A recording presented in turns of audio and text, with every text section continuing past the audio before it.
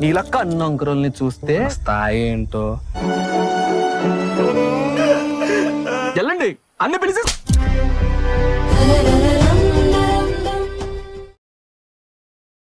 Kisah dimulai dengan diperlihatkannya seorang pria yang sedang termenung di tepi laut. Pria itu bernama Cidambaram. Namun nama itu sebenarnya bukan pemberian dari orang tuanya. Seluruh warga desa memanggilnya Cidambaram karena pria ini memiliki mata yang juling. Cerita pun kembali ke 12 tahun yang lalu. Saat itu Cidambaram masih anak-anak dan tidak bersekolah. Di suatu hari ketika seorang gadis berjalan melewati sekolah, Cidambaram yang penasaran nekat masuk ke dalam kelas. Namun bukannya diterima, dia justru langsung ditampar oleh sang guru. Guru itu pun menuduhnya menggoda seorang siswi. Tidak hanya itu, guru tersebut juga menghina kondisi mata Cidambaram yang juling, sementara para siswa lain menertawakannya. Cidambaram tinggal di sebuah desa terpencil bersama kedua orang tuanya. Ayahnya memiliki banyak hutang setelah usaha yang dijalankannya di kota mengalami kegagalan. Di tengah situasi itu Cidambaram hanya bisa diam. Ternyata hari itu adalah ulang tahun Cidambaram. Dia sebenarnya ingin membagikan coklat kepada teman-teman di sekolah. Namun yang dia dapat justru perlakuan buruk dari seorang guru.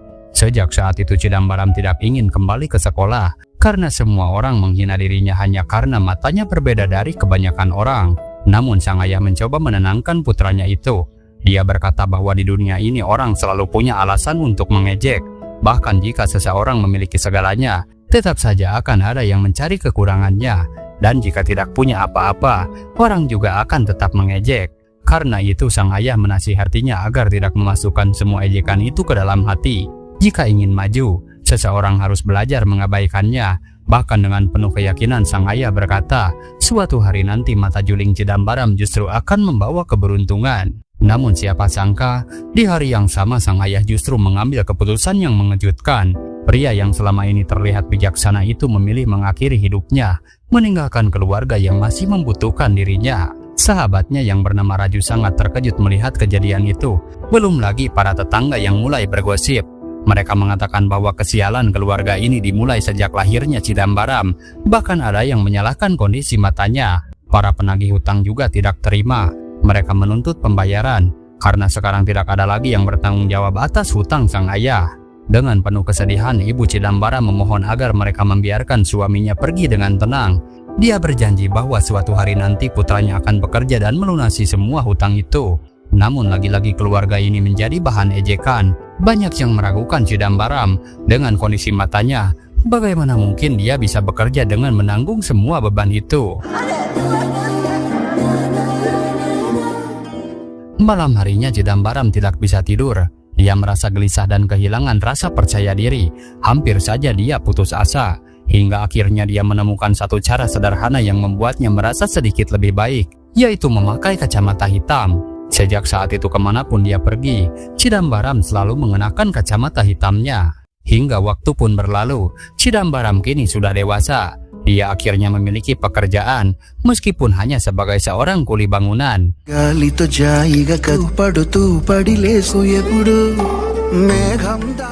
Tidak jauh dari rumahnya tinggal sebuah keluarga lain. Di rumah itu ada seorang gadis bernama Lela bersama adiknya.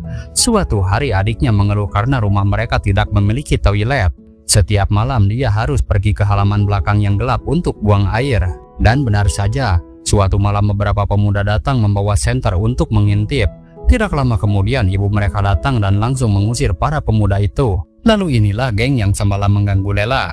Mereka dipimpin oleh seorang pria bernama Sures. Dan sejak kejadian itu Lela semakin yakin bahwa dia harus segera memiliki toilet sendiri di rumahnya. Di desa tersebut sebenarnya ada program bantuan toilet dari pemerintah. Namun untuk mendapatkannya tetap perlu menyiapkan sejumlah biaya. Mendengar itu sang ibu berjanji akan berusaha mengambil uang tabungan mereka. Sementara Lela diminta tetap pergi bekerja dan ibunya akan tinggal di rumah untuk merawat suaminya Raju yang sedang sakit. Di jalan menuju tempat kerja, Cidambaram tanpa sengaja melihat Lela bersama teman-temannya, tapi entah kenapa dia langsung menghindar. Di saat yang sama Sures dan gengnya kembali membuat masalah. Tepat saat Lela melewati jalan itu, Sures tiba-tiba mengambil kacamata hitam milik Cidambaram. Mereka pun mencoba mempermalukannya. Namun ketika Sures mencoba menarik perhatian Lela, gadis itu pun sama sekali tidak tertarik.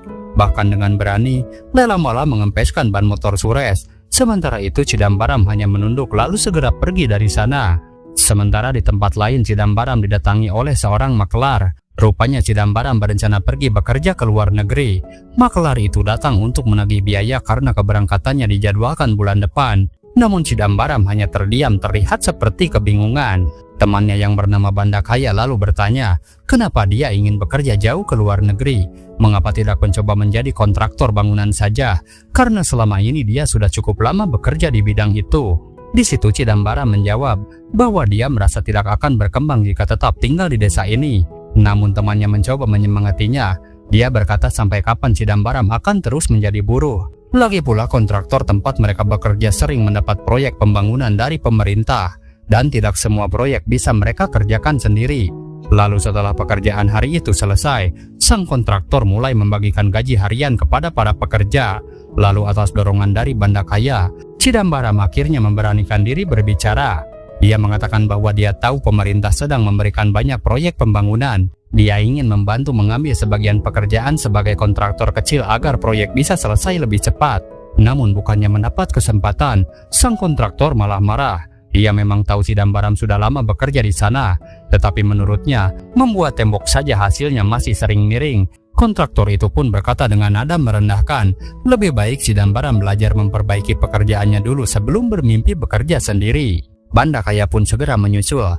Dia meminta Cidambaram agar tidak memasukkan perkataan kontraktor tadi ke dalam hati. Menurutnya kontraktor itu hanya iri dan tidak ingin tersaingi.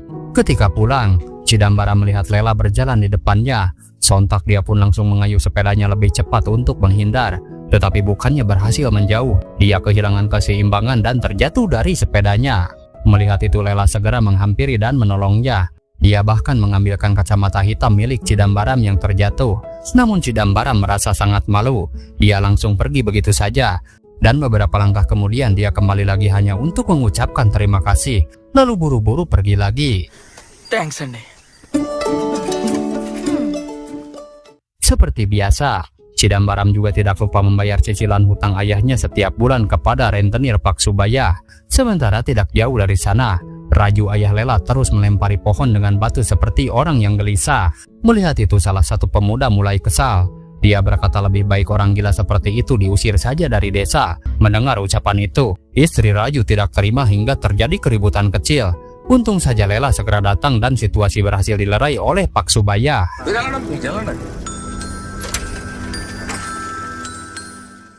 Beberapa hari kemudian, Cidambaram datang bersama kontraktor ke sebuah rumah. Ternyata mereka mendapat proyek pembangunan toilet dari program pemerintah. Dan tanpa diduga, rumah itu adalah rumah Lela. Seketika Cidambaram jadi salah tingkah. Diam-diam sebenarnya dia menyukai gadis itu.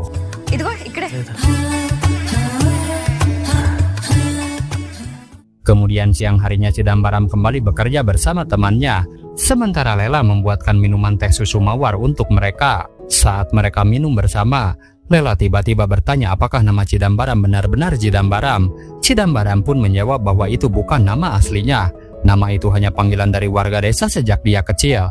Lela pun lalu bertanya kenapa dia membiarkan orang terus memanggilnya seperti itu. Dan Cidambaram hanya menjawab bahwa dirinya sudah terbiasa. Yang membuat suasana sedikit aneh. Saat mengumpulkan cangkir, Lela hanya mengambil cangkir milik Cidambaram. Dan sebelum pulang, Cidambaram pun berpamitan. Dan Lela pun mengingatkannya agar datang lebih pagi. Cidambaram. Mana kelas ulur kaltro? Cidambaram. Dena gamanache.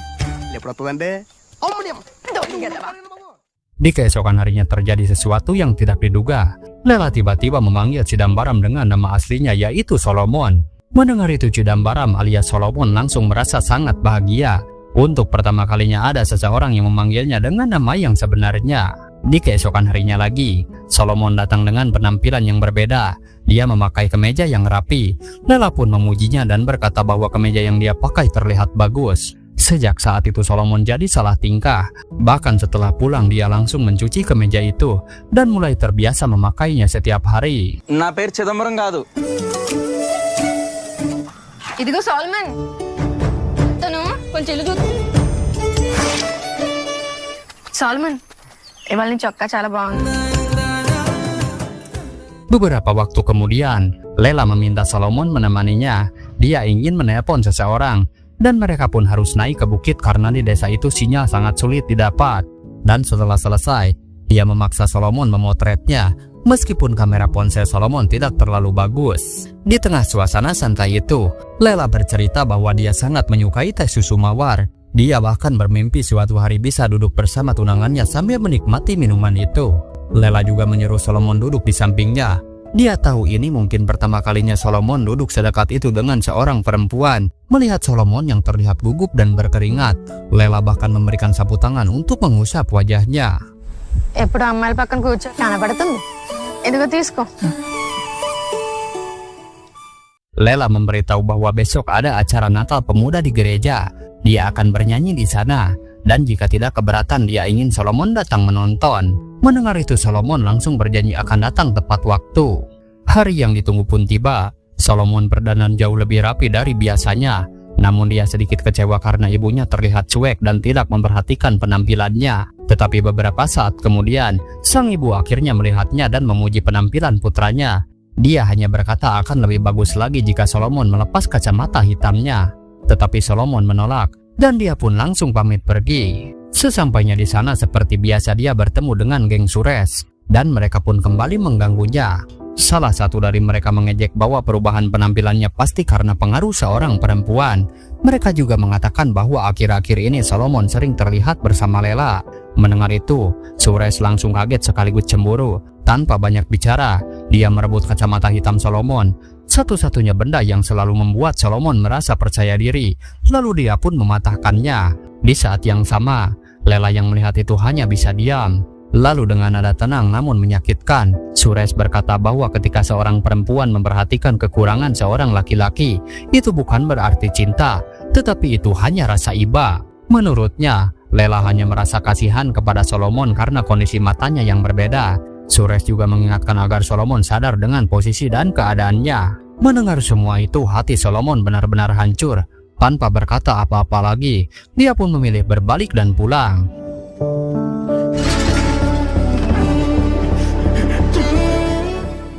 Sesampainya di rumah, Solomon terus menyalahkan dirinya sendiri. Dia merasa semua yang terjadi karena kekurangan yang ada pada dirinya.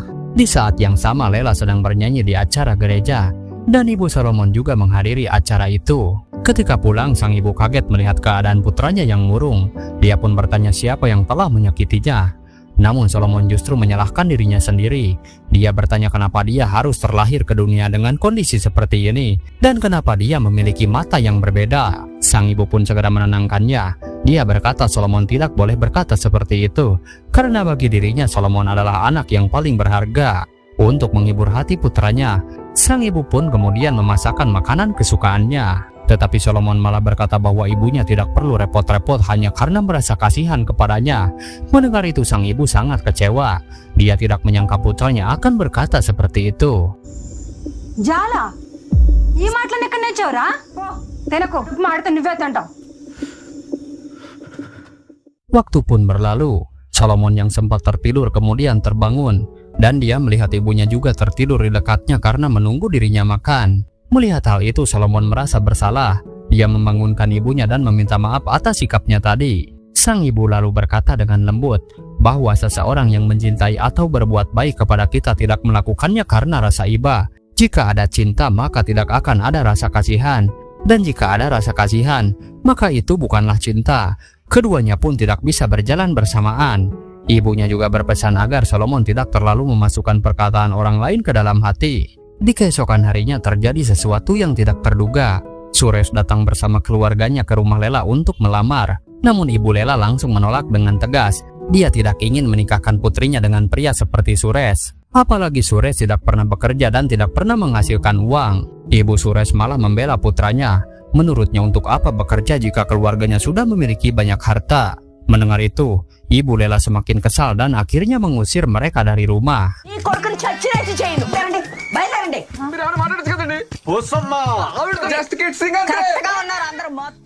Siang harinya seperti biasa Solomon kembali bekerja.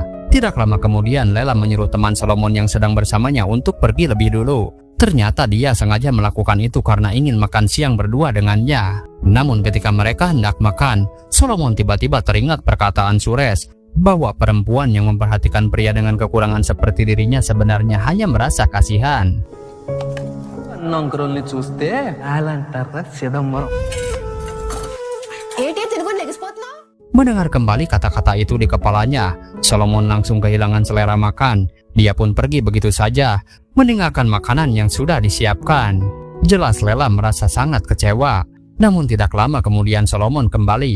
Dia menyadari kesalahannya dan meminta maaf. Dia juga memuji masakan Lela yang menurutnya sangat enak.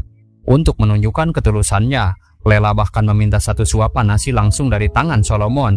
Tetapi Lela masih merasa aneh karena bahkan saat makan pun Solomon tetap memakai kacamata hitamnya. Dan dia pun meminta Solomon untuk melepasnya. Namun Solomon tetap menolak. Melihat sikap itu, Lela semakin bingung.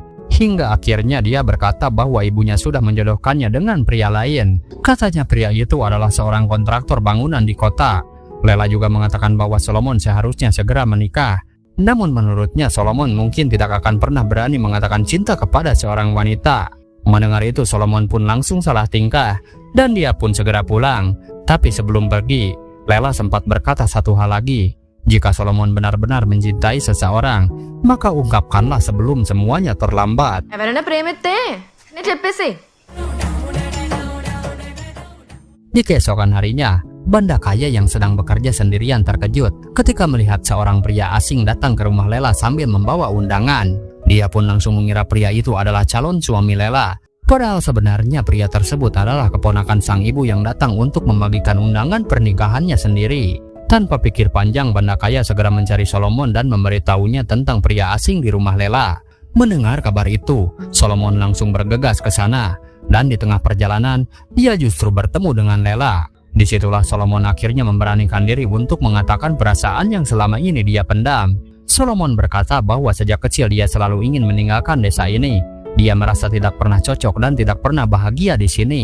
Namun sejak Lela hadir dalam hidupnya, dia sendiri bingung harus menyebut perasaan itu apa. Tetapi kini dia sadar, perasaan itu adalah cinta. Bahkan jika diukur dengan meteran miliknya, rasa cintanya tidak akan pernah habis. Mendengar itu Lela dengan tenang mendekatinya. Dia perlahan melepas kacamata hitam yang selalu dipakai Solomon. Namun Solomon mencoba menahan. Di situ Lela memang tahu Solomon mencintainya. Namun dia bertanya satu hal penting. Sebelum mencintai orang lain, apakah Solomon sudah mencintai dirinya sendiri? Jika dia tidak bisa menerima dan mencintai dirinya sendiri, bagaimana mungkin dia bisa mencintai orang lain dengan tulus? Dan untuk memperjelas, Lela mengajaknya berjalan di desa tanpa kacamata itu. Tetapi Solomon kembali menolak. Dia justru merasa bahwa Lela sebenarnya tidak menyukai pria dengan mata seperti dirinya. Katanya di desa ini masih banyak pria normal seperti Sures. Bahkan ada pria lain, seorang kontraktor dari kota yang ingin melamarnya. Karena itu Solomon malah menyuruh Lela menerima pria tersebut dan menikah dengannya. Mendengar perkataan itu Lela benar-benar marah. Menurutnya jika Solomon terus bersikap seperti ini, tidak akan ada wanita di dunia ini yang bisa mencintainya. Yang selama ini disembunyikan Solomon bukanlah matanya, melainkan pola pikirnya yang bengkok. ప్రపంచంలో ఏ అమ్మాయి నిన్ను ప్రేమించు. ఈ వంకర కన్ను కాదు, వంకర బుద్ధిని దాచు. Sepulangnya ke rumah, Solomon sudah ditunggu oleh sahabat kecilnya Anil yang kini bekerja di kota. Anil datang untuk menjenguk orang tuanya dan sekalian menemui Solomon.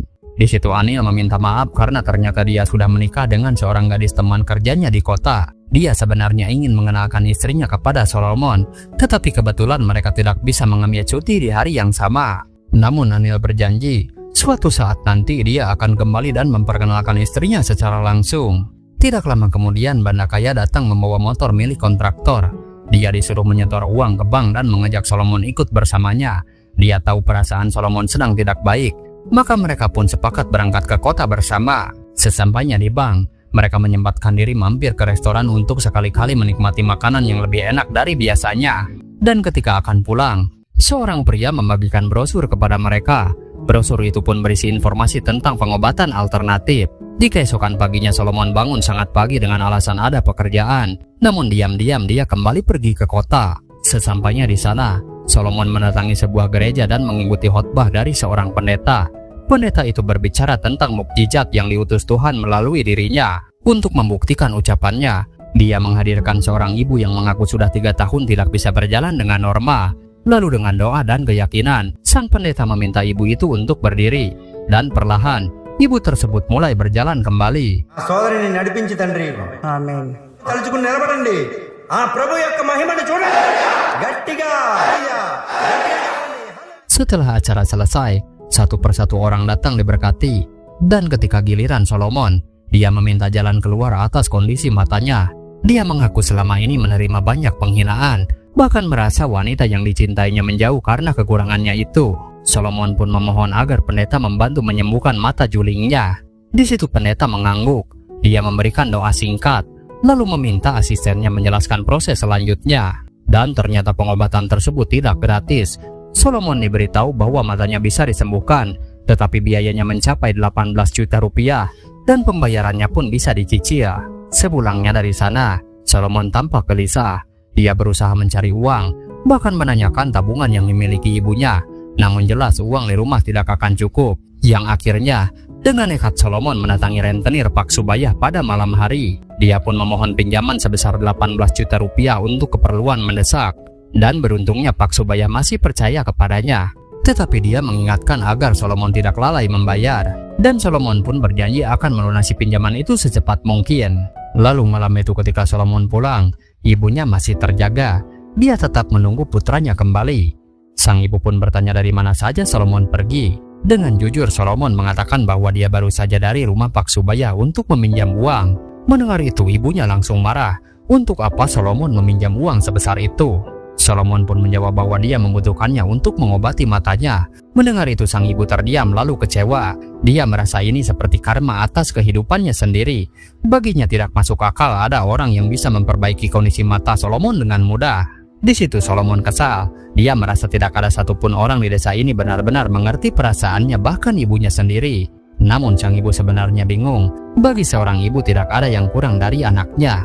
Namun Solomon tetap bersikeras akan menjalani pengobatan itu. Hingga pada akhirnya ibunya pun tidak ingin berdebat lagi. Dia menenangkan Solomon dan mengizinkan apapun yang dia ingin lakukan. Namun dia berpesan agar Solomon tidak kembali berhutang, karena dia yakin putranya itu tidak akan sanggup membayar beban sebesar itu.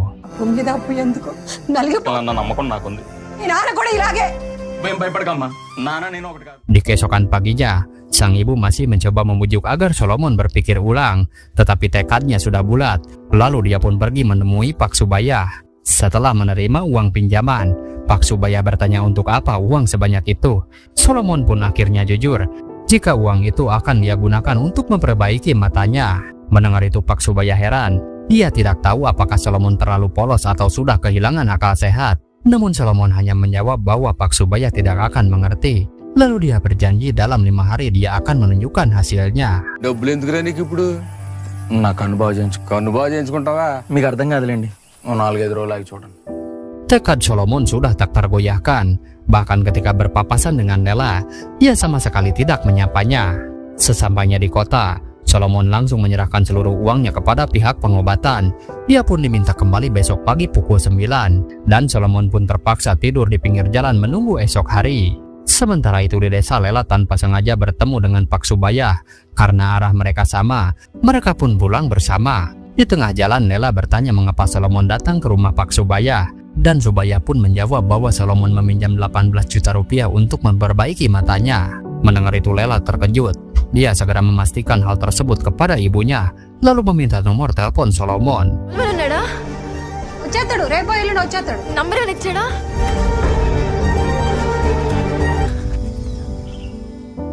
Seperti biasa dia naik ke bukit untuk mencari sinyal.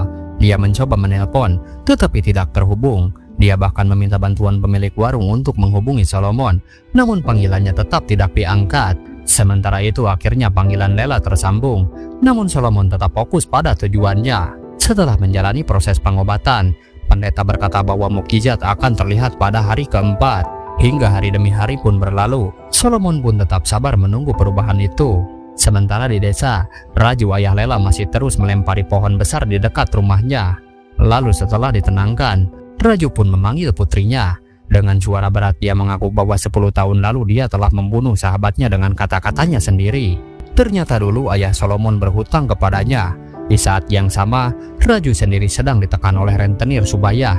Ketika ayah Solomon datang kebingungan karena semua orang menagih hutang, dia berkata mungkin lebih baik jika dirinya mati saja. Dan dalam kekesalan sesaat, Raju pun mengiyakan kata-kata itu. Dan dia pun tidak pernah menyangka bahwa ucapan tersebut benar-benar menjadi kenyataan. Padahal di dalam hatinya, dia hanya sedang kesal. Sejak saat itulah Raju melampiaskan kemarahannya pada pohon di dekat rumahnya. Pohon yang menjadi saksi kepergian sahabatnya. Karena itu dia berpesan kepada Lela agar tidak mengulangi kesalahan yang sama. Dia tidak tahu sejauh mana hubungan Lela dengan Solomon. Namun yang pasti, Raju tidak ingin suatu hari nanti Lela menyesal dan menderita seperti dirinya. Di keesokan harinya Lela nekat pergi ke kota sendirian. Sesampainya di sana, dia membeli 2 gelas teh susu mawar minuman kesukaannya, berharap bisa bertemu dengan Solomon. Namun di sisi lain, Solomon justru terlihat sedih dan penuh kekecewaan. Pagi itu adalah hari di mana perban matanya akan dilepas. Sang pendeta membaca doa dan mengucapkan mantra, meminta Tuhan melepaskan penderitaan dari mata Solomon. Tetapi tiba-tiba beberapa orang datang dan meminta pendeta itu ditangkap. Mereka mengaku sebagai korban pemerasan. Polisi pun menegur pendeta tersebut karena telah menipu dan mengatasnamakan agama. Dia disebut telah mencoreng nama pendeta yang sebenarnya. Mendengar itu Solomon terpaku. Dia tidak percaya bahwa dirinya telah ditipu. Uang 18 juta rupiah yang dia pinjam pun lenyap begitu saja. ఏం పని దొరకలేదరా నీకోసం చేస్తున్నావు?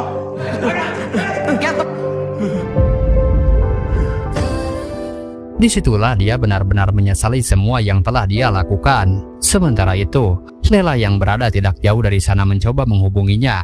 Namun karena sedang emosi dan kecewa, Solomon pun tidak mengangkat teleponnya. Kebetulan seorang tetangga dari desa melihat Solomon dan memberitahu Lela bahwa mungkin dia sudah menuju terminal. Tanpa pikir panjang, Lela langsung pergi meninggalkan 2 gelas teh susu mawar yang tadi dia beli. Sementara itu Solomon yang merasa hancur hanya bisa memenangi kereta yang melintas. Tiba-tiba dia melihat 2 gelas teh susu mawar tergeletak di dekat situ. Di saat itulah dia sadar bahwa Lela ada di kota dan sedang mencarinya. Namun Solomon sudah kehilangan arah dan harapan. Dia berjalan ke tengah jembatan, lalu dengan nekat menjatuhkan dirinya ke bawah. Dalam sekejap bayangan masa lalunya terlintas di benaknya. Beruntung seseorang melihat kejadian itu dan segera menyelamatkannya. Scene kemudian kembali seperti di awal film. Ketika Chidambaram duduk sendirian di tepi laut saat senja, dia pun kembali melangkah tanpa tujuan yang jelas. Namun takdir mempertemukannya kembali dengan Anil, sahabat kecilnya yang dulu pernah kembali ke desa. Sebagai teman, Anil langsung mengajaknya ikut ke rumah. Sebab malam sudah larut, dan bus menuju desa pun sudah tidak ada lagi. Sebelum pulang, Anil membeli es krim untuk istrinya Laksmi. Dan sesampainya di rumah, mereka mendapati pintu terkunci. Sebab kunci rumah dibawa Laksmi yang belum pulang bekerja. Tetapi tidak lama kemudian, Anil tersenyum dan berkata bahwa istrinya sudah datang. Dia mengenali suara langkah kaki Laksmi dari kejauhan. Tetapi Solomon heran karena dia merasa belum melihat siapapun. Karena penasaran, dia pun ikut berdiri memperhatikan. రావట్లేదు కదరా. బెల్లం అడుగుల శబ్దం నాకు తెలియదేంట్రా? ఎవరో చెప్పుకో. సాల్మన్ అన్నయ్య. ఇదేరా మన ఇల్లు. బాగా పెద్దగుంది కదా? Dan dia pun terkejut. Sebab istri yang dimaksud ternyata memiliki kondisi fisik yang berbeda dari kebanyakan orang. Dan ketika diperkenalkan, Laksmi pun ternyata sudah mengenal Solomon karena Anil sering menceritakan sahabatnya itu. Meskipun awalnya canggung, Solomon mencoba menyesuaikan diri. Dia melihat bagaimana Laksmi dan Anil begitu harmonis dan saling mendukung. Saat mereka berdua di teras, Anil akhirnya bertanya pelan, sebenarnya apa yang terjadi? Solomon pun menceritakan semuanya tentang perasaannya kepada Lela, tentang kekecewaannya, dan tentang ucapan Lela yang menyuruhnya mencintai diri sendiri sebelum mencintai orang lain. Dia merasa Lela tidak tulus mencintainya. Semua kesalahan dia tumpahkan pada kondisi matanya. Menurutnya jika matanya normal, dia tidak akan tertipu pendeta, tidak akan berhutang 18 juta, dan mungkin hidupnya sudah bahagia. Mendengar itu Anil sebenarnya sangat emosi. Namun dia menahan diri dan mencoba tetap tenang. Dia berkata bahwa ucapan Lela justru benar, bukan karena Lela ingin pasangan yang sempurna, tetapi karena Lela ingin Solomon menyadari harga dirinya sendiri. Kalau dia tidak peduli, untuk apa dia bersikeras membuat Solomon mengerti? Dan tidak lama kemudian, Laksmi datang meminta mereka segera masuk kembali ke rumah. ఏంటి ఫ్రెండ్స్ ఇద్దరు ఇంక తెల్లారులు నిద్రపో నువ్వు వెళ్ళి మేము వస్తాం. రండి. Di situ Anil hanya tersenyum, seolah tahu apa yang dipikirkan Solomon. Dia berkata mungkin Solomon bertanya-tanya kenapa dia memilih menikahi Laksmi. Di situ Anil mengaku dia sangat bahagia bersama istrinya. Karena Laksmi tidak pernah merasa lebih rendah dari siapapun. Kalau Lela bisa menerima Solomon apa adanya dan tidak punya masalah dengan kondisi fisik, lalu kenapa Solomon sendiri yang bermasalah? Disitulah Solomon teringat pesan ayahnya saat kecil. Orang akan selalu mencari cara untuk mengejek meskipun kita punya segalanya, dan mereka juga akan mengejek saat kita tidak punya apa-apa. Di saat hujan deras orang akan mengeluh karena banjir. Di saat kemarau panjang orang akan mengeluh karena kekeringan. Apapun yang kita lakukan, komentar orang tidak akan pernah berhenti, dan kita tidak akan pernah maju jika semua ucapan itu terus dimasukkan ke dalam hati. Lalu di keesokan paginya Solomon memutuskan untuk pulang ke desa. Sebagai sahabat, Anil memaksanya menerima sedikit uang bekal dan berpesan agar Solomon menjadi pribadi yang lebih berani. Lalu di tepi jembatan dia berhenti sejenak dan berdoa. Lalu dengan mantap, dia melepas dan melempar kacamata hitam yang selama ini dia jadikan pelindung. Kacamata yang justru menjadi beban dalam hidupnya.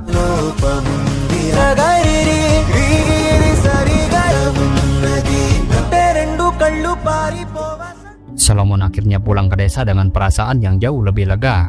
Sesampainya di rumah dia langsung memeluk ibunya. Sang ibu pun begitu bahagia melihat perubahan putranya. Dan untuk pertama kalinya Solomon benar-benar menerima dirinya apa adanya dan mensyukuri karunia Tuhan. Namun Solomon tidak langsung berdiam di rumah. Dia justru pergi ke rumah Lela. Adik Lela terkejut melihatnya. Begitu pula Lela yang tanpa banyak kata langsung menamparnya. Dia marah karena Solomon pergi tanpa kabar, menghilang dari desa dan membuatnya cemas setengah mati. Dengan tenang Solomon meminta Lela untuk menenangkan diri dan memperhatikannya baik-baik. Disitulah Lela menyadari bahwa Solomon telah berubah. Bukan fisiknya yang berubah, melainkan caranya berdiri, caranya berbicara, dan caranya memandang dunia. Tidak lama kemudian ibu Lela keluar. Di hadapannya Solomon dengan jujur mengungkapkan bahwa dia mencintai putrinya. Mendengar itu sang ibu sempat terdiam lalu masuk ke dalam rumah.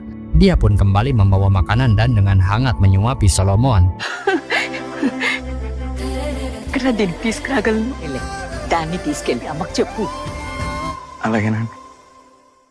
Namun tidak lama kemudian Suresh dan gengnya datang lagi. Seperti biasa mereka mulai mengejek. Tetapi kali ini berbeda. Solomon tidak lagi menunduk. Dia berdiri tegak dan menatap mereka dengan percaya diri. Dia mengatakan bahwa justru Sureshlah yang pecundang, karena Lela kini benar-benar memilihnya dan suatu hari akan menjadi istrinya. Dan satu hal lagi, namanya adalah Solomon bukan Chidambaram. Untuk pertama kalinya, dia menyebut namanya sendiri dengan bangga. ఇప్పుడు చెప్పరా ఎవరేరు పప్ప నా పేరు చిదంబరం కాదు Man.